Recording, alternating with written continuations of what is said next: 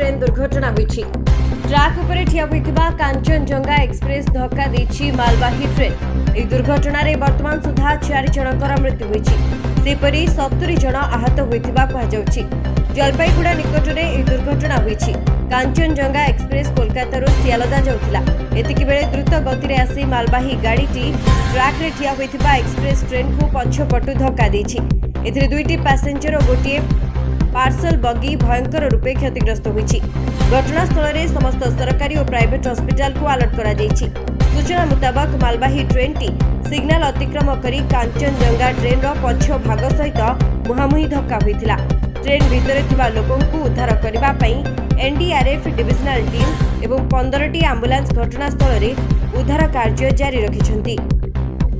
पश्चिमबंग मुख्यमंत्री Mamata Banerjee X ray post करी एही दुर्घटना रे दुख प्रकाश करिसेंति।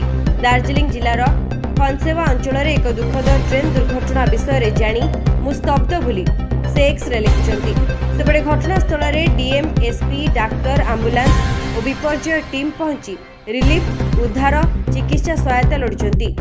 युद्धकालीन भित्तिरे कार्यानुष्ठान आरंभ होइछि बोली से कहिसेंति। Bureau report the news today.